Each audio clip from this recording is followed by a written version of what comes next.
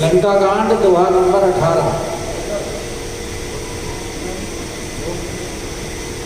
गयो सभागर सुन मेरी राम पद शिव भवानी उतर चितव धीर वीर बल पुंज सिया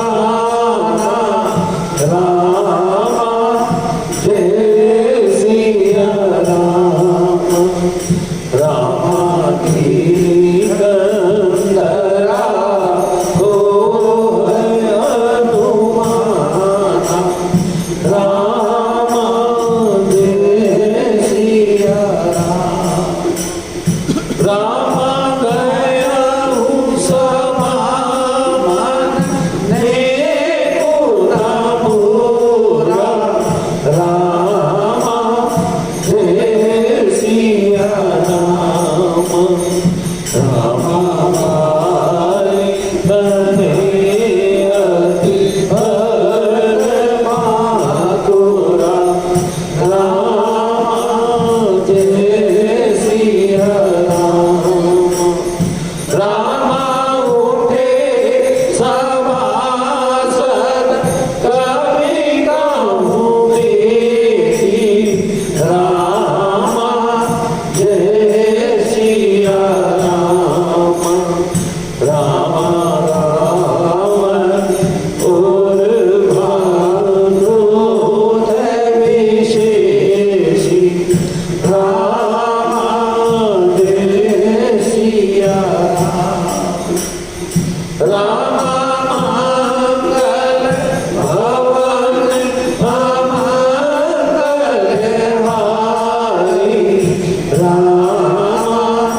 जय सिया राम राम प्रभु सुदशरथ हरे बिहारी राम जय सिया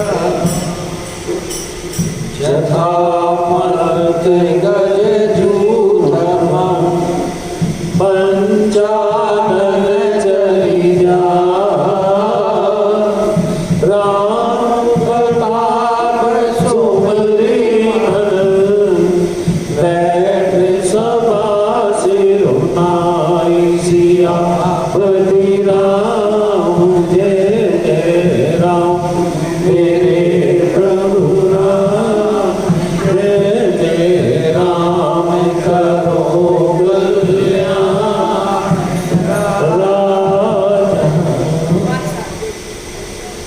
परम आदरणीय समुपस्थित मानस प्रेमियों भगवत चरणारविंद निवासियों, लंका कांड के अंतर्गत आप श्रवण कर रहे हैं।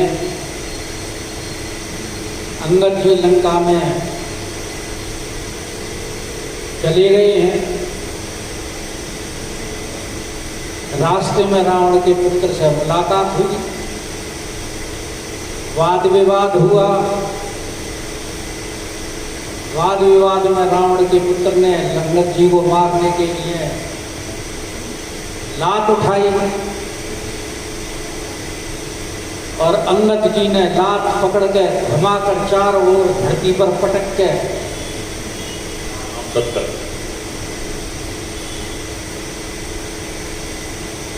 जैसे हनुमान जी ने अक्षय कुमार को मारा था रावण के पुत्र को, अंगद जी ने प्रहस्त को मारा।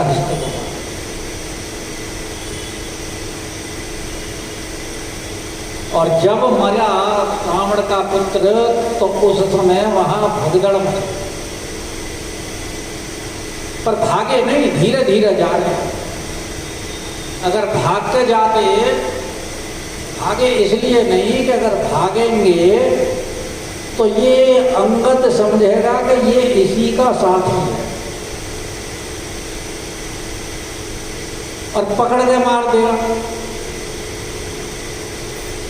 तो चुपचाप गए ताकि पता ही ना लगे हमारा इससे कोई संबंध ही नहीं, जो ये मरा है इससे हमारा कोई संबंध नहीं है। पीछा छुड़ा दो और चुप चुप जा रहे हैं कि किसी को पता भी ना लगे। ऐसे जा रहे हैं जैसे कि हमें इसके बारे में कोई जानकारी ही नहीं है।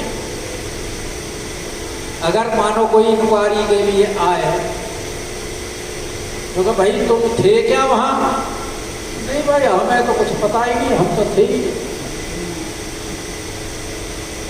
और अगर ये पता लग जाए कि हाँ था तो फिर पेशेंगे अच्छा तुमने उसकी सहायता क्यों नहीं की, तुम अकेला छोड़ के कैसे भाग आए। और इंक्वायरी रावण के पास भी जाएगी, वो कहेगा अच्छा बुला लो सब कौन कौन थे, हमारे पुत्र को अकेला छोड़ दिया। डालो दे। इसलिए एक एक सन मन कही और समझता स्वर चुप कर रही,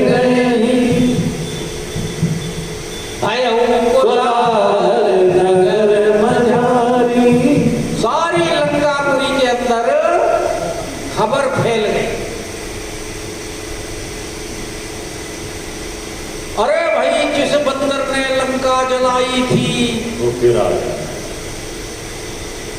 फिर आ गया आवा जारी। भाई पहले आया था अशोक वाटिका उजाड़ी, निशाचरों को मारा, अक्षय कुमार को मार दिया, लंका में आग लगा दी, रहा न नगर बसन घृत तेला। बाढ़ी पूछ कीन कपि खेला। ऐसा खेल दिखाया कि उलट पलट लंका सब जारी। सब हाहाकार कर रहे थे उस समय, तो उन्होंने वो दृश्य अपनी आंखों से देखा, भुक्तभोगी। घर घर तो जल रहे हैं, बाहर उसकी तपिश दिखाई दे रही है, और उस जलने में भी पता नहीं कितने मरे होंगे। तो बोले जब वो आया था तब उसने इतना उत्पात मचाया, और अब फिर आ गया कि आवा कभी लंका जारी। फिर आ गया वो भाई, अब तो कहा करतारा। जब तो लंका जला कर गया था, अब पता नहीं विधाता क्या करवाएगा, कौन सी नई मुसीबतों पर आएगी। अब भविष्य वक्ता तो थे नहीं जो बता देते, अब बेचारे डरते हुए विचार कर रहे हैं। और उधर अंगद जी अपनी मस्त चाल से चले जा रहे हैं। अब अंगद तो पहली बार आए हैं लंका। अंगद जी को तो पता नहीं कि रावण का दरबार कहां पर है, सभा कहां है। तो पूछने के लिए जिसकी तरफ दृष्टि कर देते हैं, देख लेते हैं, पूछ भी नहीं दिया, अभी सिर्फ देख ही रहे हैं कि बिन पूछे जो महाराज रावण की सभा देखो उस तरफ है, ये सीधा रास्ता जा रहा है, वही नापी से कहीं मुड़ने तोड़ने की जरूरत नहीं। और इसलिए भेज रहे हैं कि यहां रहेगा तो पता नहीं, हो सकता है तुम्हारे ऊपर ही अगर दृष्टि पड़ जाए और नंबर आ जाए, और जे ही भी लोग जिसकी तरफ देख लेते हैं वो डर के मारे सूख जाता है, बीपी हाई हो जाता है, शुगर डाउन हो जाती है।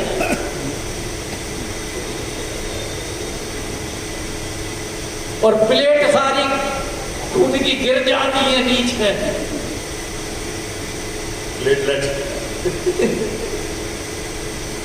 ब्लड में आती है ना वो, तो वही है कि थे ही में लोग, जैसे परशुराम जी के टाइम में हुआ था ना, राजाओं की जान सुन जाती। परशुराम जी पहुंचे, दोहा नंबर कितना है, 270 के आसपास हुआ। देखो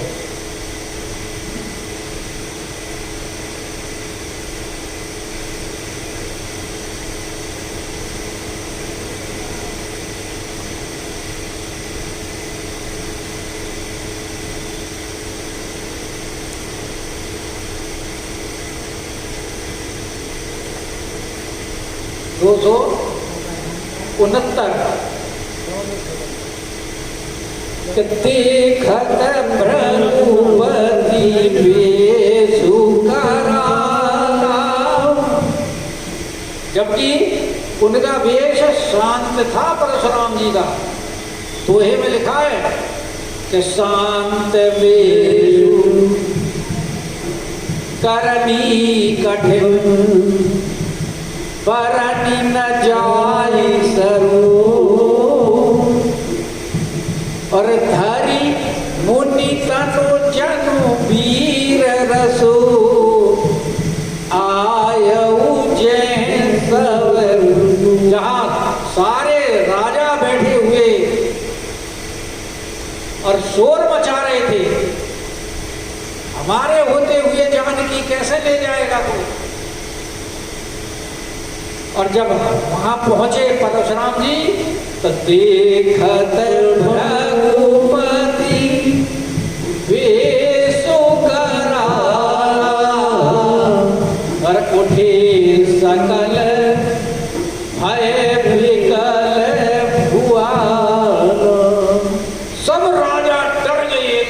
परशुराम जी को देखकर, अरे भाई ये महामारी कहां से आ गई। ये मामा को पा गया। और भय से व्याकुल हो गए और बिना पूछे ही परशुराम जी के, क्योंकि रास्ते जो जाने आने का रास्ता था, परशुराम जी उधर से ही तो आ रहे थे, उधर से निकलने का रास्ता। तो अब निकल के जब जाने लगे तो चुपचाप पितु समेत कई कई निज नामा और लगे करन सब दंड प्रणाम। सब दंड प्रणाम कर करके और जा रहे निकल दिखे। और मानो किसी की जानकारी में परशुराम जी की दृष्टि में आ जाए, अरे ये तो लगता है फलाने राजा का लड़का है, और उसकी तरफ मानो देख लें परशुराम जी, तो जे ही शोभाए चितवई हित जान। वो तो हित समझ करके देखें, लेकिन सो जाने जनो आई कुटानी। वो समझता है कि भाई तेरी तो आयु पूरी हो, इतने ही दिन का दाना पानी था, बस उठ लिया।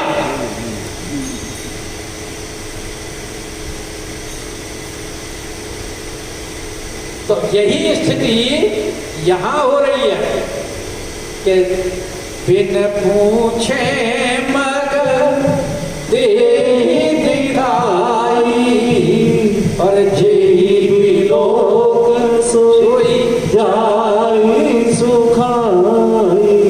अब जब बिना पूछे रास्ता बता रहे हैं तो अंगद जी महाराज बड़े आराम से जा रहे घूमते हुए। तो गए सभा दरबार तब, लेकिन सबसे विशेष बात क्या है, जा तो रहे मस्ती में, तो अपनी मस्ती तो उनके अंदर है ही है, साथ में भगवान के नाम की मस्ती भी है। कि सो मेरी राम पद और भगवान के नाम की मस्ती ऐसी है, अगर एक बार चढ़ गई तब नहीं है, उसके बाद तो फिर आनंद ही आनंद है। नाम खुमारी नानका चढ़ी रहे दिन में, सकल नशा संसार के उतर जात पर भात।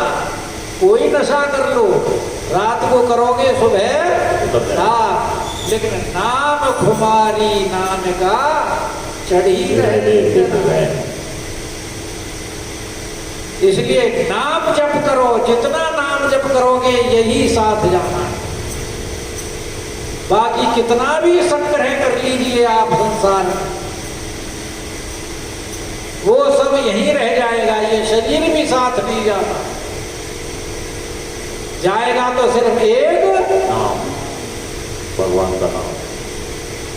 नाम धन का खजाना बढ़ाते चलो कृष्ण गोविंद गोविंद गाते चलो। और यहाँ देखो अंगद जी महाराज, क्योंकि वहां से भी राम प्रताप को सुमर के चले हैं, और यहाँ भी राम प्रताप उनके, तो मेरी राम पद राम नाम लेते हुए तुम जो भी कार्य करोगे उसमें आपको अवश्य सफलता मिले। क्यों कि राम तुम्हारे साथ। तुमने जब अपने आप को राम जी को सौंप दिया तो फिर तुम्हारी सारी जिम्मेदारी तमाम। अब जिम्मेदारी किसकी है? राम जी की। अनन्याश्चिन्तयन्तो माम ये जना पर्युपासते तेषां नित्याभियुक्तानां योग क्षेम वहाम्यहम्। भगवान कहते हैं उनका योग क्षेम तो फिर मैं करता हूं। और अंगद जी महाराज जो हैं जब दरबार में वहां पहुंचे हैं तो विशेषता क्या है? सो मेरी राम पद और सिंह ठवनी, चाल कैसी है उनकी? जैसे सिंह थोड़ी दूर चलता है फिर रुक जाता है, फिर इधर उधर देखता है चारों तरफ, उसके बाद फिर 4 कदम चलेगा, फिर रुकेगा, फिर देखेगा, फिर देखेगा। वैसे ही अंगद जी महाराज चल रहे हैं कि सिंह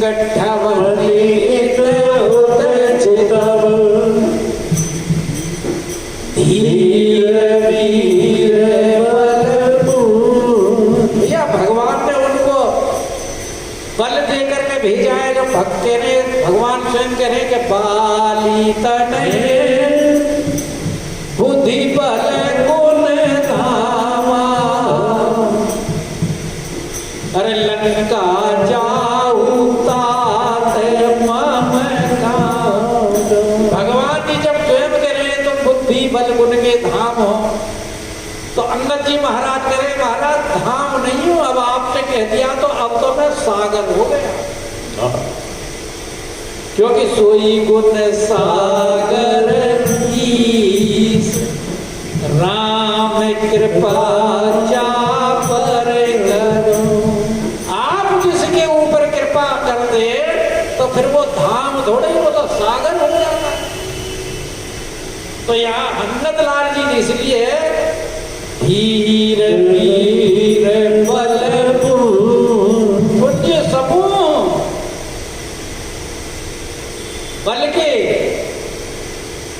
अब जब वहां पहुंचे दरवाजे पर देखा भाई, अंगद जी ने कहा समाचार दे दो, राम जी का दूत आया है,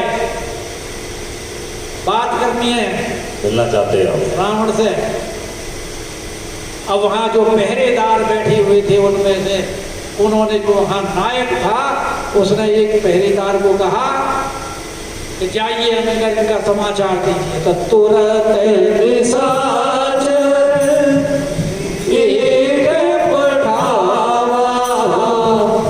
और वो दौड़ा दौड़ा गया रावण के दरबार में, जाकर के रावण की वंदना करी, जोहार लगाई और समाचार दिया होगा महाराज एक कोई राम जी का दूत आया हुआ है, दरवाजे पर खड़ा हुआ है, आपसे मिलने की आज्ञा चाहता।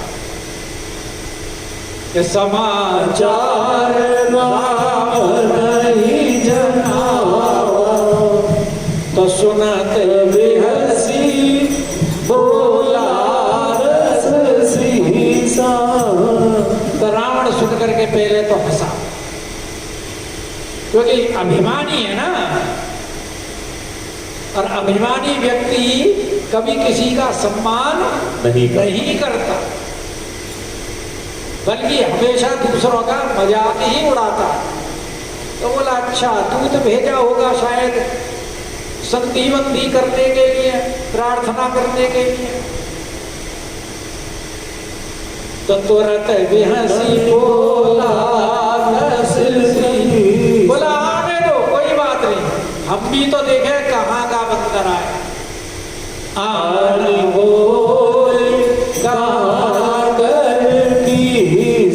बुला लाओ, देखते हैं हम भी कौन है, क्या समाचार लेकर के आया। और जैसे ही आज्ञा दी रावण ने, तो आया तो एक था वहां से समाचार देने के लिए, लेकिन यहां से आय सुपाई दूत बहुत आए, बहुत सारे दूत दौड़ पड़े, क्योंकि जब हनुमान जी आए थे और उनको मेघनाथ बांध कर दरबार में लाया था, तो लंका से दुनिया भर के निशाचर देखने, अरे भाई कौन कपी है जिसने इतने निशाचर मार दिए, और मेघनाथ जिसको बांध करके ला रहे हैं, क्योंकि वो तो बंधे हुए था, फिर तो डर था नहीं, उससे पहले कोई देखने नहीं गया जब वहां निशाचरों को मार रहे थे हनुमान जी, तब लंका में से कोई नहीं गया देखने के लिए। लेकिन जब हनुमान जी आए बंधे हुए, बोले अब तो डर है नहीं, मेघनाथ ने बांध रखे हैं। तो फिर सारे दौड़ दौड़ के आ रहे हैं देखने के। और अब जब ये पता लग गया, लंका में खबर फैल गई कि अरे वो ही बंदर फिर आया है, और खबर पहुंच गई रावण के दरबार तक उन निशाचरों की कि अरे हम भी तो देखे भाई, अब तो हमारे दरवाजे पर ही आ गया। तो आया तो एक था, लेकिन आय सुपारी दूत और बहुत सारे दौड़ पड़े बुलाने के लिए, जो कि पहले ही जाकर के दंडवत प्रणाम वगैरह कर लेंगे तो कम से कम पहचान के मारपीट तो में हम बच जाएंगे। शामिल नहीं होंगे। और कभी कुंजर बोली ले आए, और हाथी के समान जो अंगद जी घूमते हुए आ रहे थे उनको बुला करके सब ले आए। अब अंगद ने जब दरबार में देखा तो सामने सिंहासन के, ऊंचे सिंहासन के ऊपर रावण बैठा हुआ। अंगद दीख दसानन वैसे, वैसे मतलब बैठा हुआ। ये अगर बंगाल में हम जाते हैं तो जब कहते हैं किसी के पास पहुंचते हैं, कहते हैं बैठो, बैठो की जगह बैठो, बैठ। तो वैसे जो शब्द है ये उस साइड का है, बिहार बंगाल की साइड। इसका अर्थ होता है बैठना। अब यहाँ तो बिहारी भी हैं, वो खुद बता देंगे, इनको पता हो। और बंगाल में तो मैंने सुना है बहुत बार। तो वैसे भी लंका की भाषा है, गुजरात में बोलते हो, हाँ बोलते हो। लंका में तो साउथ में ही है। तो लंका साउथ में, बंगाल तो पूरब में है।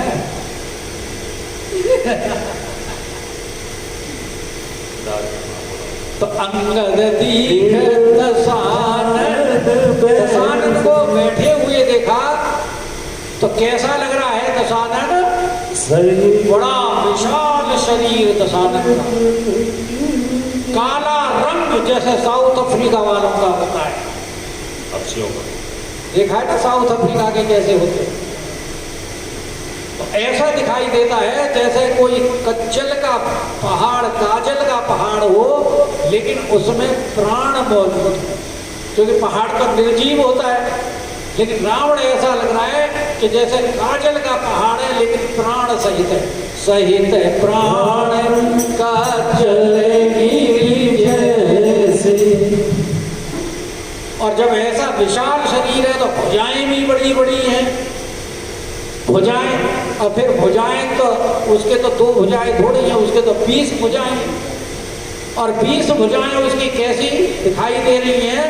जैसे वृक्ष के अंदर से नाना वो शाखाएं निकलती हैं, तो ऐसे दिखाई दे रही हैं कि भुजा बेटा,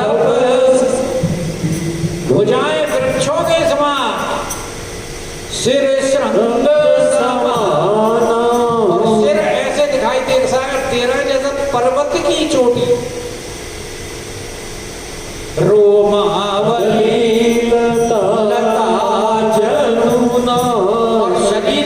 ऊपर जो बाल हैं, जो रोमावली हैं, वो ऐसे दिखाई दे रहे हैं जैसे लताएं निकल रही हो चारों तरफ। बहुत मुख नासिका नयन। तो भाई ये तो बिना छिद्र वाली बात चीजें दिखी।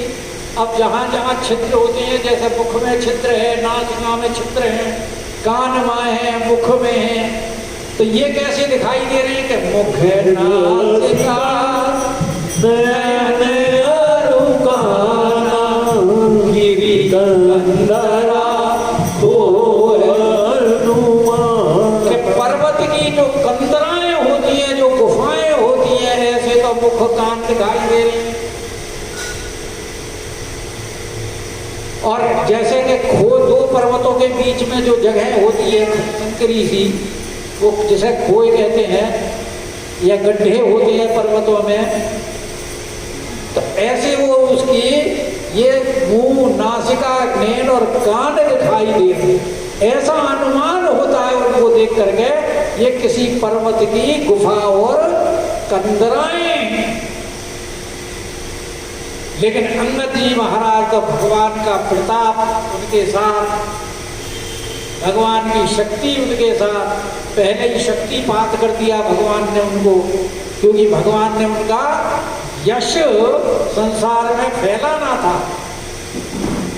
इसलिए अंगद जी महाराज गयऊ सभा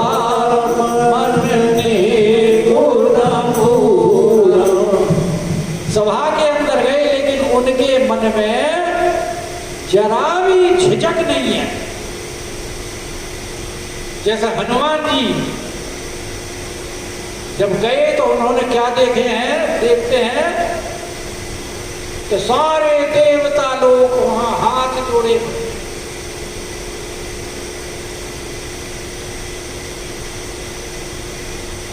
हनुमान जी देख रहे हैं कि भ्रकुटी विलोकत सकल सभीता, सारे देवता रावण की भ्रकुटी की तरफ देख रहे हैं, भयभीत हैं, पता नहीं क्या आज्ञा दे दे और क्या आदेश दे दे। लेकिन देखी प्रताप कपि मन शंका, जिमि आई गण माऊ गरुड़ असम। हनुमान जी वहां बिल्कुल निडर हुए खड़े हैं, जैसे सर्पों के बीच में गरुड़ खड़ा। ऐसे ही अंगद जी महाराज गयऊ सभा मन देखो न मुरा। क्यों? एक तो बाली तनय, बाली के पुत्र हैं, क्योंकि अंगद जी महाराज को पता है ना कि ये वही रावण है जिसको मेरे पिता ने बगल में दबा के रखा था और मैं इसके साथ खेलता था। तो जिसके साथ पहले खेला हो बचपन में, उससे बाली अंगद क्यों डरेगा? कि बाली तने, और उसके बाद में अति बलवान, क्योंकि अंगद जी महाराज भी तो बाली के समान बलशाली हैं। स्वयं बाली ने भगवान से ये बात कही है, तो अति बलशाली है और रणबांकुरे हैं, तो रणबांकुरे और बलशाली क्यों डरेंगे रावण से? इसलिए मन ने कुना बुरा तो उठे सभा। लेकिन अंगद जी का प्रताप तेज ऐसा कि जैसे ही वो सभा के अंदर वहां पहुंचे हैं तो सारे सभासद उनका प्रताप तेज देख करके प्रभावित हो गए कि उठे सभासद कभी कहूं देखी। सारा दरबार उठ करके खड़ा हो गया। जैसे विश्वामित्र जी जब अमराई में बैठे हुए थे जनकपुर की में, जनक जी महाराज विश्वामित्र जी को लेने के लिए गए। राम जी वहां उस समय फूल वगैरह लेने गए हुए थे, तो वहां सब जनक जी और उनके सभासद इत्यादि जो बैठे थे, और जैसे ही राम जी आए तो राम जी को देख करके सबके सब खड़े। ऐसा राम जी का प्रताप। और वही राम जी का प्रताप यहाँ अंगद जी में जब सभासदों ने देखा तो उठे सभासद कभी कहूं देखी। और रावण ने देखा, अरे मेरे सभासद और इस दूत के सम्मान में उठ करके खड़े हो रहे हैं और बिना मेरी आज्ञा के, उसको क्रोध आ गया। तो राम ने रावण के हृदय में बड़ा क्रोध हुआ, बिना मेरी परमिशन के कैसे इसको इतना सम्मान दे। लेकिन अंगद जी महाराज जथामत पंचानन चली जाए, राम प्रताप सुमरि मन बैठ सभा सिर नाई। सियापति राम जय जय राम, मेरे प्रभु